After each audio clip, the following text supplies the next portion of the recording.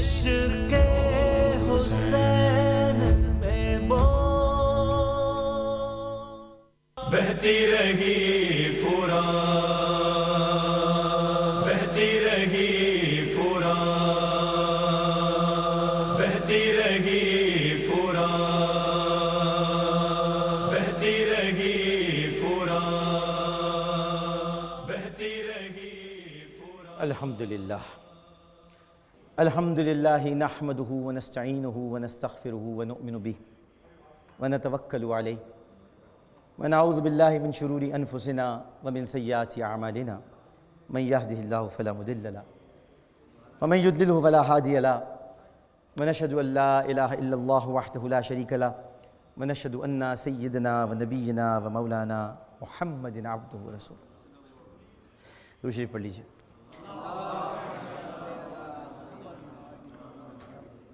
اما بعد،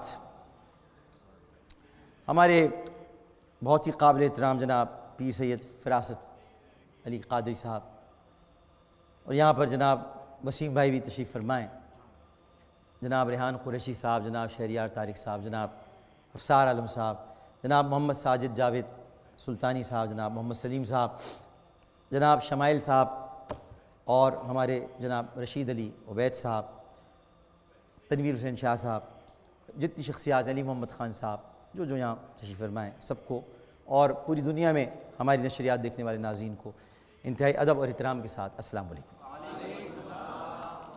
سب سے پہلے تو میں ہمارے جناب یوسف حسین کاتب صاحب ہیں، ان کے چند اشعار پیش کر دیتا ہوں کہ اپنے جذبات کو لفظوں کی عطا سے پہلے نام شبیر کا لکھتا ہوں وفا سے پہلے،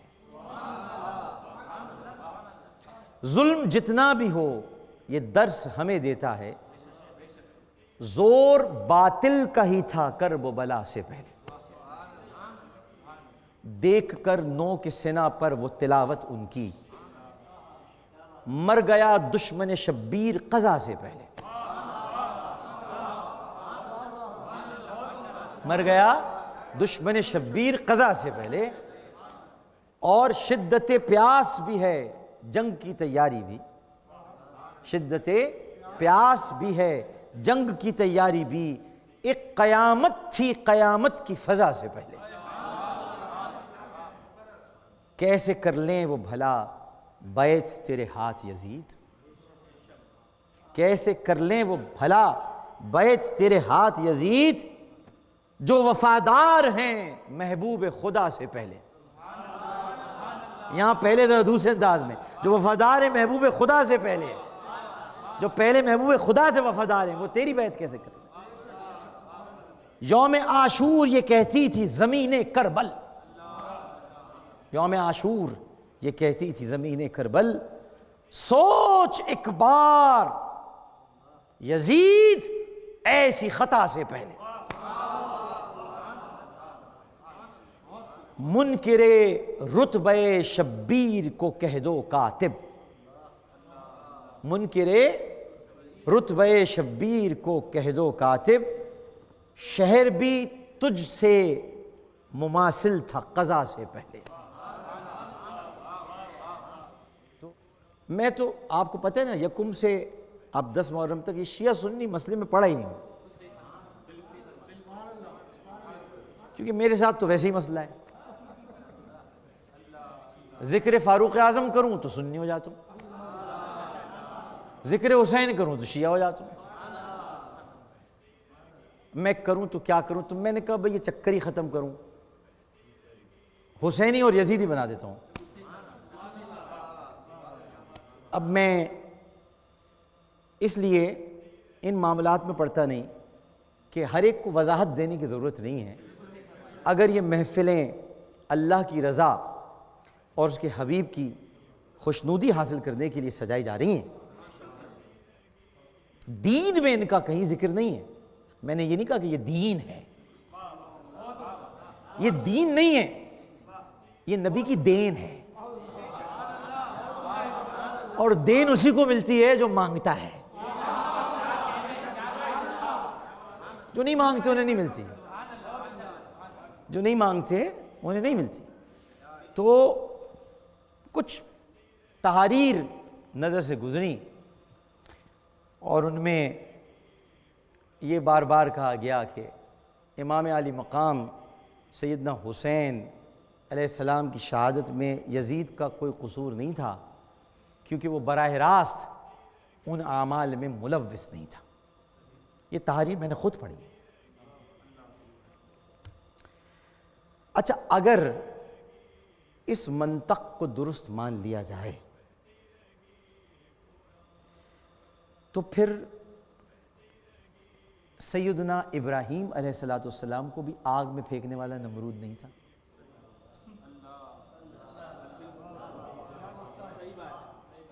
جی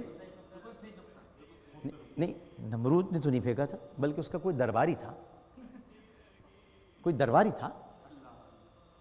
نمرود نے کون سا اپنے ہاتھوں سے اللہ کے رسول کو، نمرود نے کہاں اللہ کے رسول کو آگ میں پھینکا؟ کوئی پڑھا آپ نے کہیں؟ کوئی درباری تھا؟ اسی طرح کوئی فرعون اور شداد، ان لعنتیوں نے بھی اپنے ہاتھوں سے ظلم تو نہیں کیے تھے؟ نہیں، اپنے ہاتھ سے کیے تھے؟ نہیں، مجھے بتا دیں اگر کیے تھے، کہیں لکھا ہو کہ اپنے ہاتھ سے کوئی اپنے حواریوں کے کہتے تھے جاؤ مظالم ڈھا دو، یہی ہوتا تھا نا، یہی ہوتا تھا۔ تو چلے پھر ان سب کو معاف کر دیتے، کرنا بھی مت، خارج ہو جاؤ گے دار اسلام سے۔ اچھا چلے چھوڑیے، سانحہ ماڈل ٹاؤن کی طرف چلتے ہیں۔ سانحہ ماڈل ٹاؤن کی طرف چلتے ہیں۔ کیا 14 لوگوں پہ گولیاں شہباز شریف اور رانا ثناء اللہ نے چلائیں؟ نہیں، رانا ثناء اللہ اور شہباز شریف نے گولیاں چلائیں؟ نہیں بتائیں بھائی، مجھے نہیں پتا، مجھے بتائیں، نہیں مجھے بتائیں بھائی، مجھے نہیں معلوم۔ ان کے حواریوں نے چلائیں؟ تو پھر وہ ذمہ دار کیوں؟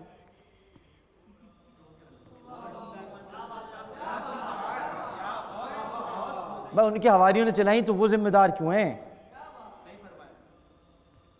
بھائی چلو لوگ کہتے ہیں مرتضیٰ بھٹو کو جس نے بھی قتل کرایا، جس نے بھی کرایا نا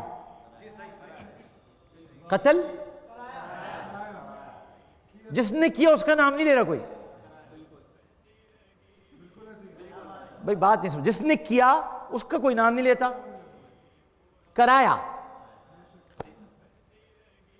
بول رہے ہوں گے یہ کیا سیاسی بات۔ چلو گجرات چلتے ہیں۔ گجرات میں کیا مودی خود نکلا تھا گجرات کی گلیوں میں؟ مودی گجرات کی گلیوں میں خود نکلا تھا مسلمانوں کو جلانے کے لیے؟ تو پھر مودی کو قصائی کیوں کہتے ہو؟ مودی تو اچھا آدمی۔ بھائی جنہوں نے گھر جلائے ان کو کہو نا، بھائی جنہوں نے گھر جلائے ان کو کہو، جنہوں نے خون کی ہولی کھیلی ان کو کہو۔ محض محبت حسینی سے اختلاف کی بنا پر، محض حب حسینی سے اختلاف کی بنا پر قاتل آل رسول کو، قاتل آل رسول کو تم لوگ جنتی بنا دیتے ہو۔ ایک دفعہ بھی نہیں سوچتے کہ نبی کے دل پر کیا گزرے گی؟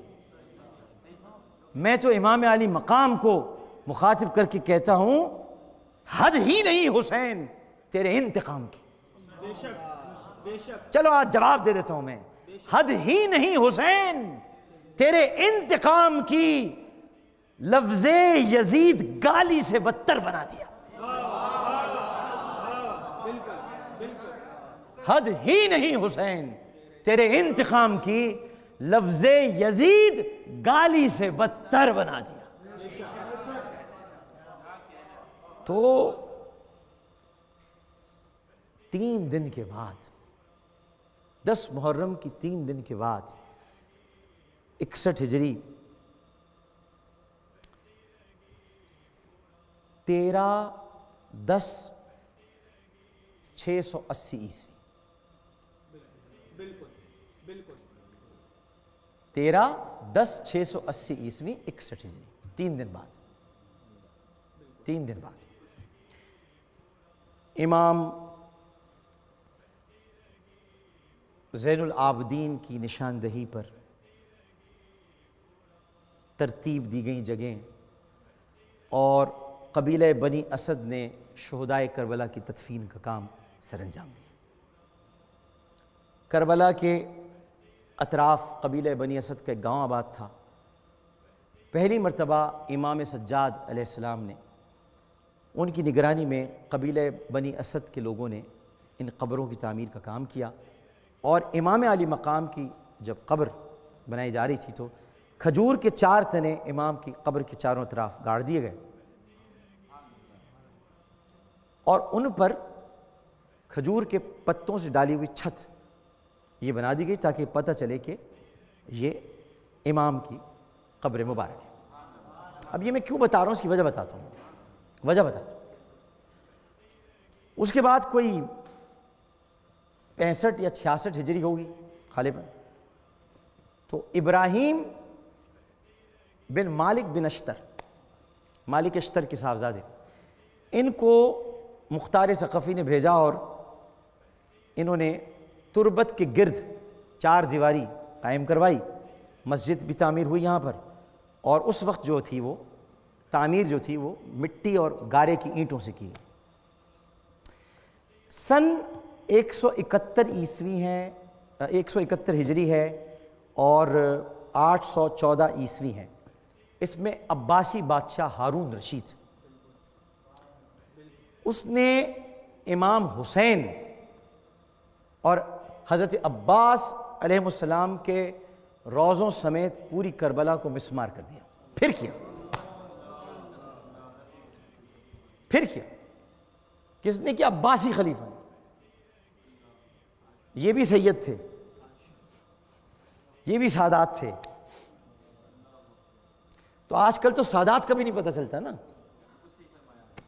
عباسی خلافت نے مسمار کر دیا اور امام حسین کی قبر مبارک پر حل چلوایا۔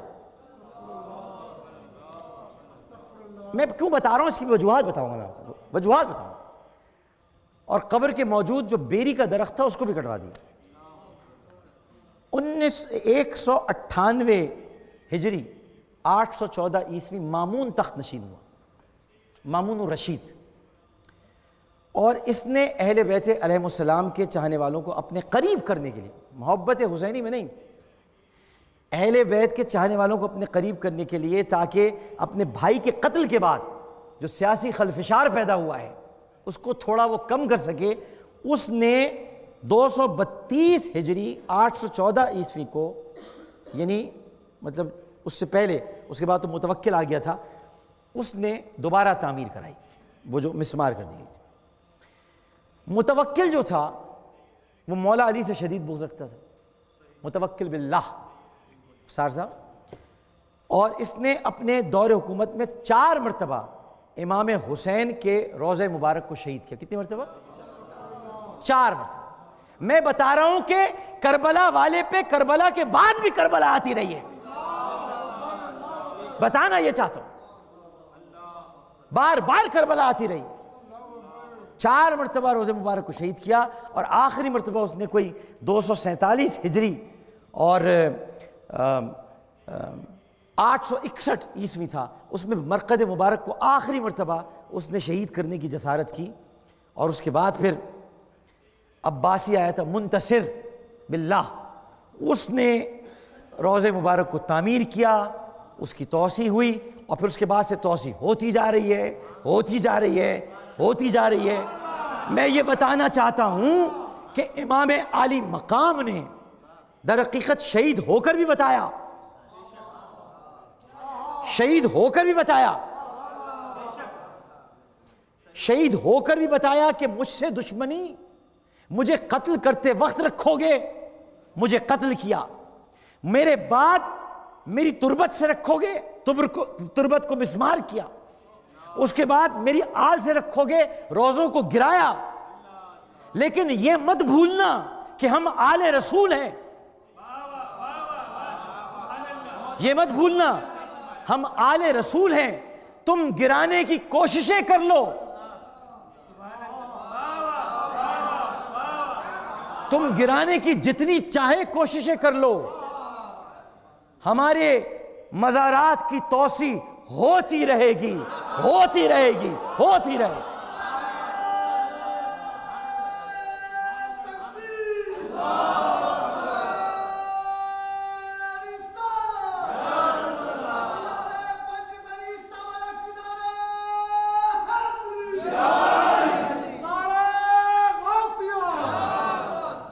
ہم وہ ہیں جو ہر حال میں اللہ سے راضی ہیں، ہر حال میں اللہ سے راضی ہیں۔ ہماری حیات کا مقصد ہی یہی تھا کہ اللہ کی رضا پر راضی رہیں، اور اہل بیت کی وہی رضا ہے جو اللہ کی رضا ہے۔ میں نے یہ باتیں اس لیے بتائیں آپ کو، وجوہات کیا تھیں؟ وجوہات یہ تھیں کہ یہ لوگوں کو نہیں پتا، لوگ سمجھتے ہیں کہ آج اتنے عرصے بعد خالد بن ولید کا روزہ شہید ہو گیا یا سیدہ زینب کے مزار پر حملہ ہوا، نہیں، یہ خارجی شروع سے موجود ہے، یہ شروع سے موجود ہے، اور ان کا بس یعنی اتنے ڈرپوک اور اتنے خوفزدہ ہیں کہ جب زندہ تھے تو قتل کر دیا، اب قبر سے بھی ڈرتے ہیں۔